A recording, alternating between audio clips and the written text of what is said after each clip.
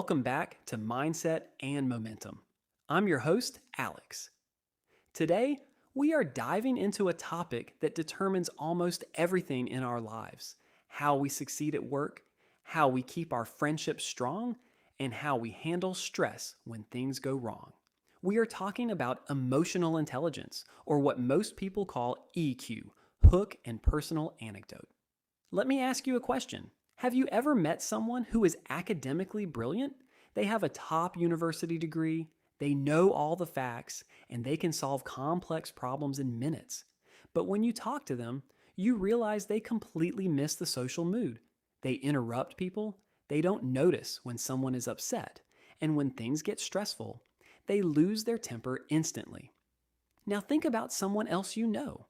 Maybe they aren't the smartest person in the room, but whenever they walk in, people feel calm. They know how to listen, they can diffuse an argument with a single sentence, and everyone trusts them. Who do you think has an easier time in life? Who gets the promotion, the deep friendships, and the inner peace? It's usually the second person, and that is the magic of emotional intelligence. What we will cover today: for a long time, society told us that IQ, our raw intelligence, was the only thing that mattered. If you had a high IQ, success was guaranteed. But psychology and real-world experience have proven that this is completely wrong.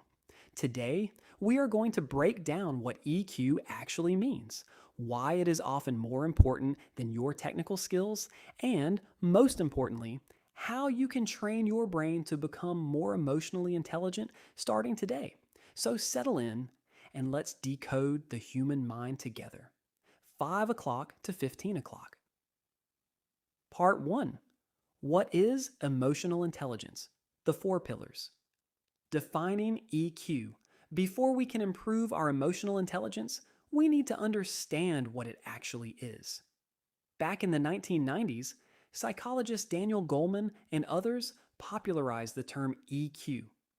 While IQ measures your ability to process information, logic, and math, EQ measures your ability to understand, use, and manage your own emotions in positive ways, while also understanding and influencing the emotions of the people around you.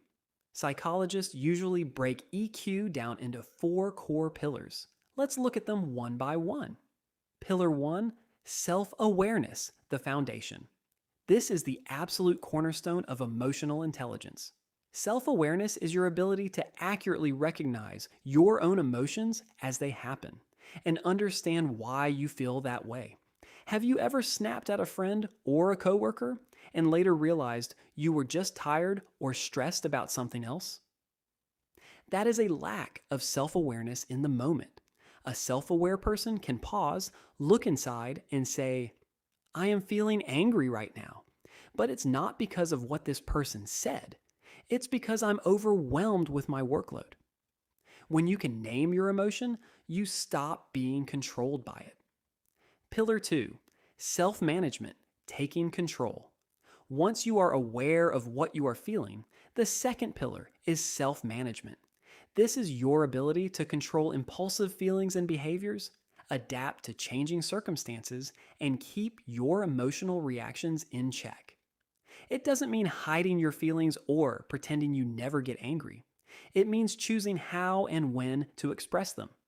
Instead of reacting instantly like a knee-jerk reflex, self-management gives you a gap, a brief pause between a stressful event and your response. And in that gap lies your freedom. Pillar 3, social awareness, reading the room, moving outward. The third pillar is social awareness. This is your radar for other people's feelings. It is often called empathy. People with high social awareness can read the room. They notice body language changes, tone of voice shifts, and unsaid tensions. They don't just hear the words someone is saying. They hear the emotion behind the words. When a colleague says, I'm fine, everything is under control, a socially aware person notices the tired eyes and tense posture and gently asks, Are you sure? You've got a lot on your plate. Pillar 4, relationship management, the master skill. The final pillar combines the first 3, Relationship management.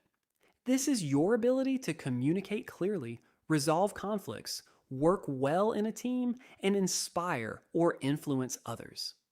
If you have high relationship management skills, people feel safe around you. You don't create unnecessary drama, you handle disagreements with maturity, and you build deep, long lasting connections. Why EQ matters more than IQ in the real world, the workplace reality. Let's look at how this plays out in the real world, especially in your career.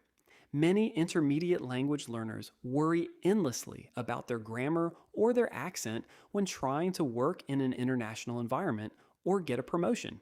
Of course, professional English is important, but studies consistently show that companies hire people based on their technical skills and IQ, but they fire them or hold them back based on their lack of EQ.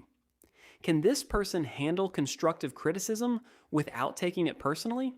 Do they blame others when a project fails? Or do they take responsibility? Can they collaborate with difficult coworkers without starting an argument? These are emotional questions, not technical ones. The intermediate English perspective, B1/B2. For those of you learning English at the B1 or B2 level, this is actually a massive advantage. Often, intermediate learners feel insecure because they don't have a massive native level vocabulary. They worry they sound too simple.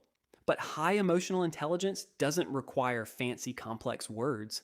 In fact, some of the most emotionally intelligent conversations happen using simple, clear language. I understand why you are frustrated. Let's take a break and look at this again tomorrow. I'm sorry, I made a mistake. Using honest, simple phrases combined with a warm, empathetic tone will make you sound infinitely more professional and trustworthy than someone who uses advanced vocabulary with a cold, arrogant attitude. 30 minutes to 45 minutes. Part 3. Practical ways to build your EQ. Daily can EQ be learned. Here is the best news of all. Unlike your IQ, which is relatively fixed throughout your life, EQ is a skill. It is like a muscle. Just like you can go to the gym to grow your biceps, you can train your brain to become more emotionally intelligent through daily practice. Let's look at 3 practical exercises you can start doing today. Exercise 1. Name it to tame it, the pause technique. When you experience a strong negative emotion, frustration, anxiety, anger, or sadness, our brains usually flood with chemicals that shut down our logical thinking. The micro action. The next time you feel a surge of negative emotion, mentally pause for 5 seconds and label the emotion. Say to yourself, right now I am feeling anxious, or I am feeling defensive. Why it works. Brain scans show that simply putting a label on an emotion reduces the activity in the amygdala, the brain's emotional panic center, and activates the prefrontal cortex, the logical part of your brain. By naming it, you tame it. Exercise 2. Practice active listening without interrupting. Most people do not listen with the intent to understand. They listen with the intent to reply. While someone else is talking, we are usually just sitting there waiting for our turn to speak, planning our brilliant response. The micro action. In your next conversation, whether in your native language or in English, try this. When the other person finishes speaking, wait 2 full seconds before you answer. Use those 2 seconds to truly process what they said, check their body language, and then respond. Furthermore, repeat back what you heard in your own words. So what you're saying is that this project caused a lot of stress for your team. Why it works. It makes the other person feel genuinely heard and validated. Instantly, trust goes through the roof. Exercise 3. Keep an emotional journal. Self-awareness doesn't happen by accident. It requires reflection. The micro action. Spend just 3 minutes every evening writing down one moment from that day when you felt a strong emotional reaction. Ask yourself 3 simple questions. What happened? How did I react? How could I have handled it better if I was acting from my best self? Why it works. Over weeks and months, this habit reveals patterns in your behavior. You start noticing your emotional triggers before they catch you off guard. 45 minutes to 60 minutes. Conclusion: the ripple effect of high EQ. Final thoughts from the host. Host Alex. As we wrap up today's deep dive into emotional intelligence, I want you to remember one thing. Emotions are data, not directives. Your emotions are trying to tell you something important about your environment, your boundaries, or your needs. They are valuable information, but they don't have to be the driver of your life.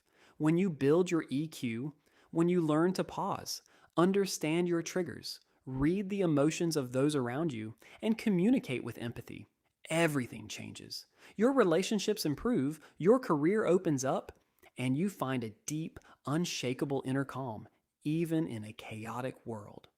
Outro and call to action. Thank you so much for spending this time with me on mindset and momentum. If this episode gave you a new perspective on how you handle your daily interactions, make sure to hit that subscribe button, leave a review, and share this episode with a friend who loves personal growth. Keep practicing your emotional intelligence, keep improving your English, and remember, understanding yourself is the first step to mastering your world. Until next time, take care and see you soon.